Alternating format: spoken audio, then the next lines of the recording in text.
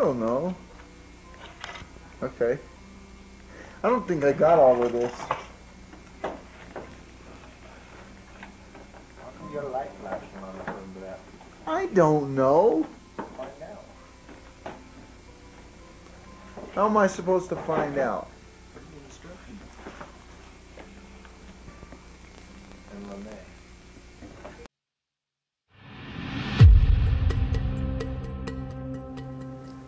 3 jours avant Noël, dans le village de montagne d'Oakley, dans l'État de l'Utah, régnait un silence typique des fêtes d'hiver. La neige recouvrait toutes les routes et des volutes de fumée s'élevaient des cheminées des maisons en bois. Les familles se préparaient pour les festivités, chacune dans son coin de la vallée, loin de l'agitation urbaine. Parmi elles, la famille Tiede, qui suivait à cette époque de l'année une tradition bien rodée. Rolf et Kay Tiede possédaient un chalet isolé au cœur des montagnes, à plus de 3 kilomètres de la route la plus proche. En hiver, la seule façon d'y accéder était par motoneige. Ce n'était pas un obstacle à leurs yeux, bien au contraire. C'était justement cette distance et cette complète isolation qui les avait séduits. Chaque année, ils y venaient avec leur fille, Linae, 20 ans, et Trish, 16 ans, pour passer Noël en paix, loin du tumulte du quotidien. Des proches et des amis les rejoignaient souvent et les journées s'écoulaient entre jeux de société, balades dans la neige, films de Noël et dîners en famille près de la cheminée. Cette année-là, la mère de Kay, Beth, âgée de 70 ans, les avait accompagnés. Sa vue déclinante nécessitait plus d'attention. Dès leur arrivée, toute la famille s'était mise à nettoyer la cabane de la poussière accumulée depuis l'été et à la préparer pour les fêtes. Une fois le ménage terminé, ils avaient décoré le sapin, accroché les chaussettes de Noël au-dessus de la cheminée et tendu des guirlandes lumineuses le long des poutres en bois. La cabane respirait la chaleur et la sérénité. Ce silence particulier que seule une famille réunie, loin du monde, peut ressentir. Lina et Trish étaient inséparables. Bien qu'elles aient 4 ans d'écart, elles se comportaient comme des jumelles. Il n'y avait pas de rivalité, pas de dispute. Leur lien était instinctif. Leurs moments ensemble, surtout dans ce chalet de montagne, étaient ce qu'elles préféraient dans l'année. Ce lieu affectueusement surnommé le Havre des Tièdes était leur petit paradis sur terre. Le bruit de la rivière toute proche, les oiseaux au loin, le crépitement du feu, c'était ce que Lina aimait par-dessus tout. Mais cet hiver-là, l'isolement qui leur apportait tant de paix allait devenir leur plus grande faiblesse. Le 22 décembre, la famille était descendue en ville pour faire les derniers achats, avant que les tempêtes de neige ne coupent complètement l'accès aux montagnes. Le plan était de ne plus redescendre avant la nouvelle année. Il ne restait que quelques cadeaux et provisions à acheter, puis ils comptaient retourner dans la chaleur sécurisante de leur solitude. Après quelques heures de course, ils avaient pris la route du retour. Lina, accompagnée de sa mère Kay et de sa grand-mère Beth, était partie la première sur une motoneige. Rolf et Trish avaient attendu quelques minutes de plus pour emballer leurs achats et étaient montés sur la seconde. La neige tombait de plus en plus fort, le froid pénétrait jusqu'aux os, mais rien ne laissait présager que le retour se transformerait en cauchemar. Une fois arrivée, Lina était entrée précipitamment pour réchauffer ses doigts gelés. Elle s'était dirigée vers la cuisine et avait mis ses mains sous l'eau chaude. C'est alors qu'un mouvement attira son regard. Derrière le réfrigérateur, elle aperçut une silhouette inconnue, un homme aux cheveux en bataille, portant un sweat gris. Ce n'était pas un cousin venu faire une farce. Dans sa main, il tenait un pistolet, pointé droit sur elle. Avant même qu'elle n'ait le temps de crier ou de fuir, sa mère et sa grand-mère entrèrent à leur tour dans la maison. En voyant l'arme, Kay cria « Que veux-tu? Prends ce que tu veux. » Elle n'eut pas le temps de finir sa phrase. Un coup de feu retentit. Un deuxième homme, aux grosses lunettes épaisses, se tenait dans l'embrasure de la chambre. Il tira une balle en pleine tête de Kay. Lina, sous le choc, tourna la tête vers sa grand-mère. Beth était déjà prise pour cible. La balle traversa son crâne éclaboussant les murs et le plafond de sang.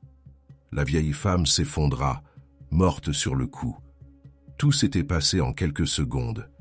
Linnet comprit que sa fin était imminente. Elle ferma les yeux et commença à prier en silence. L'un des assaillants s'approcha d'elle par derrière, lui enfonça le canon du pistolet dans le dos et passa un bras autour de son cou. En entendant ses prières murmurées, il lui dit que ça ne servait à rien, qu'il ne croyait pas en Dieu, mais qu'il vénérait le diable.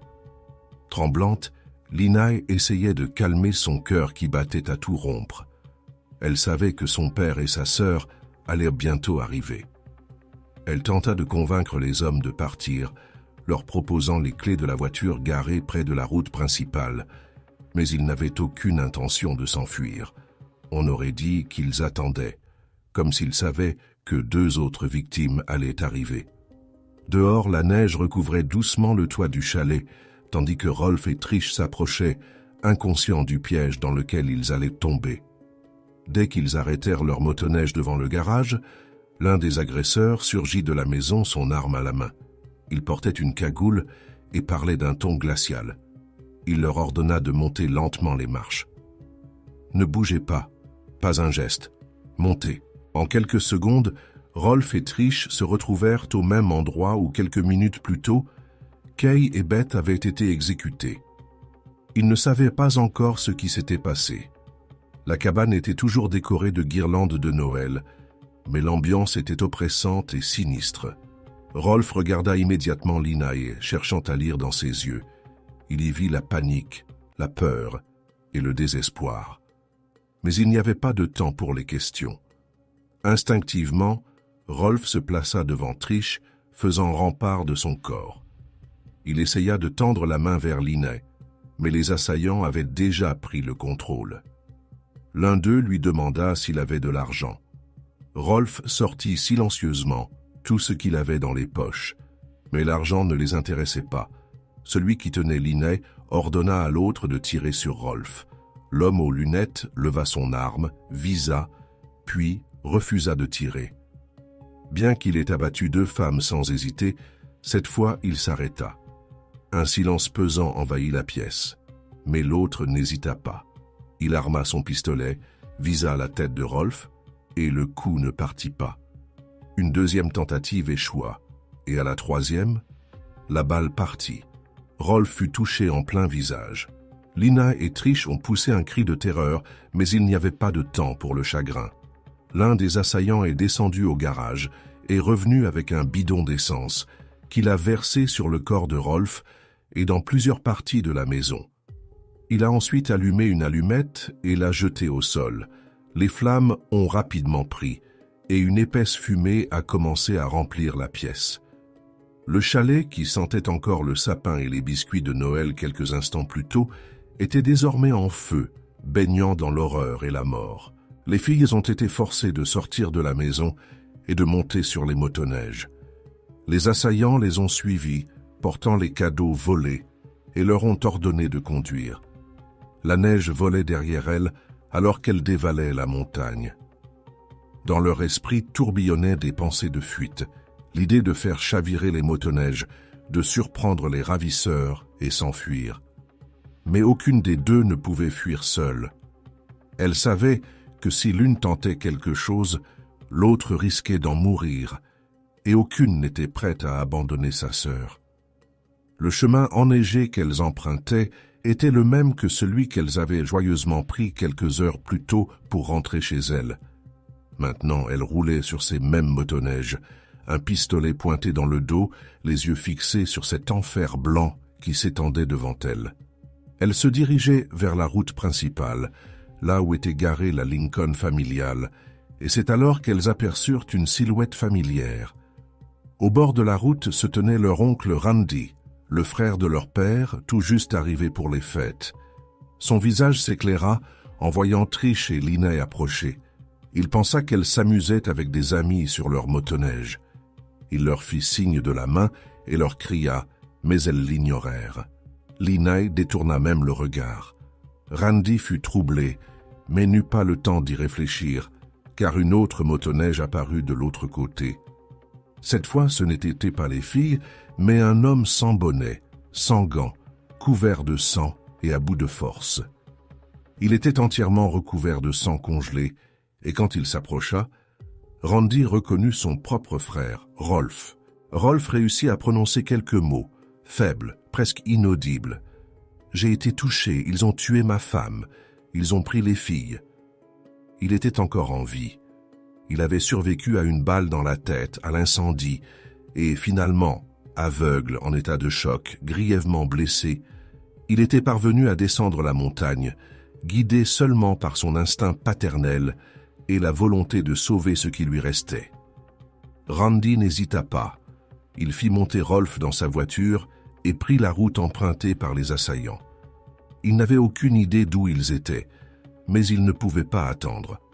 Il attrapa son téléphone portable et essaya d'appeler les secours. C'était les années 90. La réception était mauvaise, mais il ne renonça pas. Il eut de la chance. Il réussit à établir une connexion et à appeler les services d'urgence.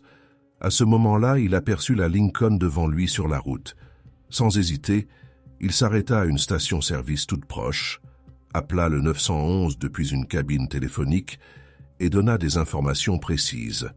Il demanda un hélicoptère, demanda une traque.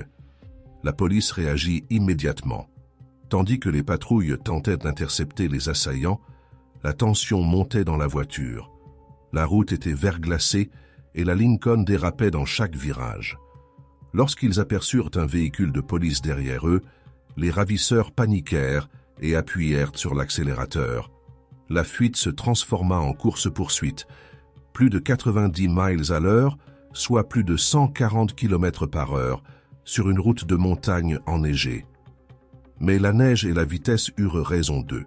La voiture glissa dans un virage serré, quitta la route et descendit le long d'un petit talus. Les filles réagirent immédiatement. Elles s'extirpèrent du véhicule, se tenant la main, et crièrent aux policiers qu'elles étaient des otages. Les agents les mirent aussitôt en sécurité, tandis que d'autres encerclèrent la voiture et en extirpaient les deux agresseurs. Pendant qu'ils les arrêtaient, Lina hurla de toutes ses forces. « Tuez-les! Ils ont tué ma mère, mon père et ma grand-mère! Tuez-les !» Mais tout se termina sans qu'un seul coup de feu ne soit tiré. Les deux monstres furent menottés, et le chalet, leur refuge, brûlait déjà jusqu'aux fondations. Une fois les filles en sécurité et les agresseurs sous les verrous, la police se dirigea vers le chalet de montagne, afin de sécuriser la scène de crime. L'ascension jusqu'à la cabane était lente et difficile, la neige continuait de tomber et les traces sur le sentier étaient partiellement recouvertes. Dès leur arrivée au garage, quelque chose attira immédiatement leur attention. Une odeur de fumée et de cendres flottait dans l'air. En regardant vers l'escalier, ils découvrirent une terrible vérité. Le chalet brûlait. Les flammes avaient déjà englouti l'étage supérieur, mais le rez-de-chaussée pouvait encore être sauvé.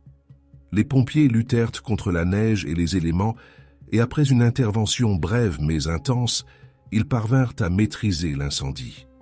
En entrant enfin, la scène les laissa sans voix. Les décorations de Noël pendaient encore au plafond, les guirlandes lumineuses clignotaient, et sous le sapin se trouvaient des cadeaux ouverts. Sur la table, ils trouvèrent un caméscope et plusieurs cassettes VHS, du type que la famille aurait utilisé pour immortaliser des moments heureux. Mais ce qui se trouvait à l'extérieur de la maison était encore plus sinistre. En suivant les traces de sang depuis le salon jusqu'à la sortie latérale, les policiers arrivèrent sur le balcon enneigé. Là, recouverte de couvertures et d'une fine couche de neige, gisaient les corps de Beth et de Kay, allongés côte à côte, figés dans le froid. Le sang issu de leurs blessures avait imprégné le plancher, puis s'était écoulé à travers les fissures des lames de bois jusqu'au sous-sol où il avait gelé en longues stalactites rouges suspendues au plafond, ressemblant à des glaçons sanglants déformés par la nature, en un sinistre rappel de l'horreur. Dans le garage, ils trouvèrent une flaque de sang d'environ 1 demi-mètre de diamètre. Bien que le sang fût gelé, il était encore frais, preuve que Rolf avait été laissé là et qu'il avait miraculeusement survécu. Sur les murs de l'escalier, ils découvrirent des empreintes de mains ensanglantées et plusieurs impacts de balles, confirmant la brutalité de l'attaque. L'atmosphère à l'intérieur était lugubre. La chaleur de l'ambiance de Noël contrastait violemment avec la mort, la fumée et le sang. La maison, qui résonnait encore de rires et de chansons la veille, était désormais recouverte de cendres et de traces de violence. Les cadeaux étaient éparpillés, les guirlandes clignotaient encore, comme si un moment de bonheur avait été brutalement interrompu et remplacé par le mal absolu. Le procès débuta quelques mois plus tard, et au fur et à mesure que les détails émergeaient, le public était profondément choqué.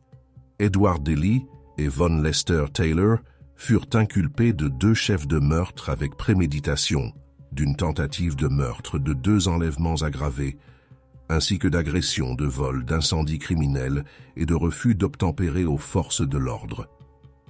Malgré l'accumulation de preuves, aucun des 2 ne plaida immédiatement coupable. Tous 2 affirmèrent d'abord être pénalement irresponsables, invoquant l'aliénation mentale comme défense. Lorsque cette stratégie échoua, chacun tenta de sauver sa peau. Dans les affaires impliquant plusieurs auteurs, l'un accuse souvent l'autre pour alléger sa propre peine. Mais dans ce cas, aucun ne désigna clairement l'autre, ce qui ne signifiait pas qu'ils acceptaient la responsabilité. Au contraire, ils prétendirent ne pas savoir qui avait tiré, qui avait planifié ou qui avait appuyé sur la gâchette. Pour Lina et Trish, les 2 filles qui avaient survécu, il n'y avait aucun doute. Les 2 hommes étaient également impliqués. Les cassettes vidéo retrouvées dans le chalet jouèrent un rôle crucial dans l'enquête. Elles montraient des moments juste avant le crime. Sur l'une d'elles, on voit Von Taylor assis sous le sapin de Noël, ouvrant les cadeaux que la famille avait soigneusement préparés. Il sourit, commente avec enthousiasme le contenu, des boîtes de cartes de baseball, des vêtements, des petits objets. En arrière-plan, on l'entend parler avec Edward.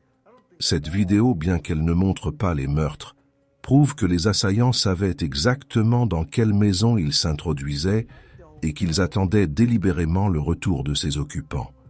Ils étaient préparés, calmes, presque joyeux.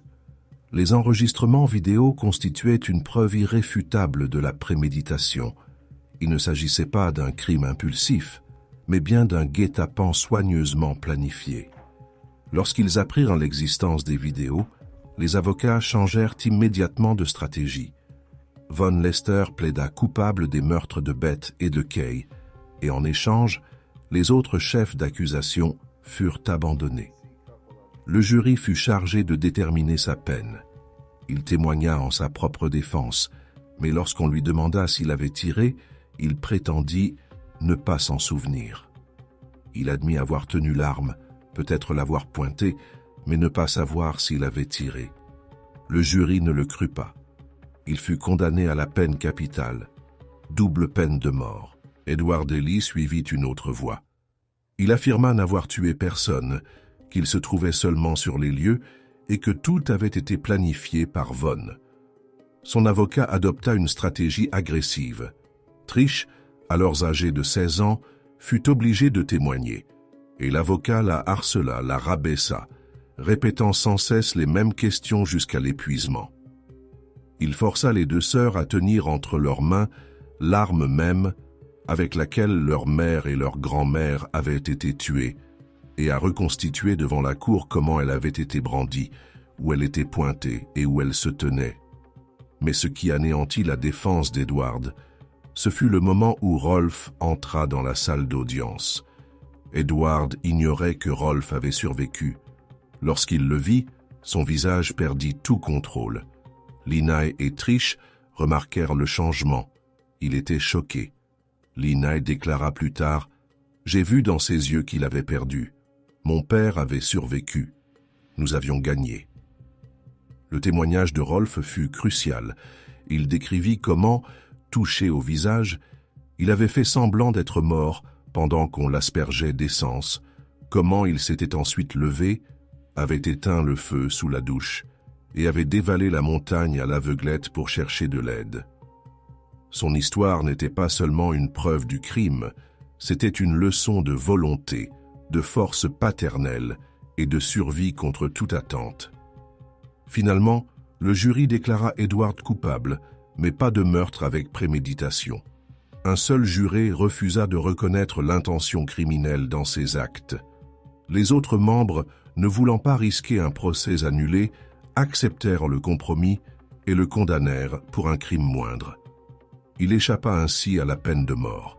Cependant, pour la famille Tiède, la justice morale ne faisait aucune distinction. Les deux étaient également responsables. La survie de Rolf relevait presque du miracle. Si les agresseurs avaient utilisé une vraie balle au lieu de plomb destiné à la chasse aux oiseaux, il n'aurait probablement eu aucune chance. Même ainsi, il fut gravement blessé au visage, gravement brûlé, perdit la vue et frôla l'hémorragie fatale. Mais il n'abandonna pas. Allongé au sol, alors que les flammes consumaient ses vêtements, il décida de rester immobile et de feindre la mort. Il attendit qu'ils partent, puis se sauva lui-même. Il atteignit la salle de bain, se plaça sous une douche froide, éteignit les flammes, puis sortit à l'aveuglette et descendit la montagne. Son témoignage au tribunal fit une forte impression, non seulement sur le jury, mais sur l'ensemble du pays. Il ne se présenta pas comme une victime. Il parla calmement, dignement, comme un homme qui avait tout perdu, mais à qui on n'avait pas pu ôter sa dignité. Ses filles le considéraient comme un héros à juste titre. Elles aussi, chacune à leur manière, firent preuve d'un courage admirable. Trish et Lina expliquèrent plus tard pourquoi elles avaient ignoré Randy en passant devant lui sur les motoneiges. Elles savaient que si les agresseurs comprenaient qu'il leur était proche, ils pourraient le tuer lui aussi. Lina déclara « On savait qu'ils pourraient le tuer. C'est pour ça qu'on n'a rien montré. » Leur sang-froid à cet instant sauva peut-être la vie de Randy. Des années après le procès, Edward Daly écrivit une lettre à Lina. Il affirma ne plus être l'homme qui avait participé au meurtre. Elle mit plus de 10 ans avant de répondre, et lorsqu'elle le fit, elle lui accorda son pardon. Non pas pour lui, mais pour elle-même. Parce qu'elle ne voulait pas que la haine dicte le reste de sa vie. Mais elle précisa clairement une chose, elle n'oublierait jamais. Et elle estimait qu'il ne devrait jamais retrouver la liberté. De son côté, Von Taylor tenta tous les recours juridiques possibles pour échapper à la peine de mort. Il déclara avoir simplement suivi Edward, qu'il ignorait qu'il allait tirer, qu'il souffrait de lésions cérébrales, que son avocat était incompétent. À un moment donné, un tribunal fédéral lui retira même sa condamnation à mort pour erreur de procédure, mais un an plus tard, elle fut rétablie en appel. Aujourd'hui, plus de 30 ans après le crime, Von Lester Taylor est toujours dans le couloir de la mort. La famille Tiède refusa de laisser la tragédie définir leur existence. Ils reconstruisirent le chalet, retournèrent sur les lieux où ils avaient perdu leurs proches. Non pas parce qu'ils avaient oublié, mais parce qu'ils avaient décidé que les souvenirs leur appartenaient, et non aux monstres qui avaient tenté de les anéantir. Leur plus grande victoire ne fut pas seulement d'avoir survécu, mais d'avoir refusé de vivre dans l'ombre du mal.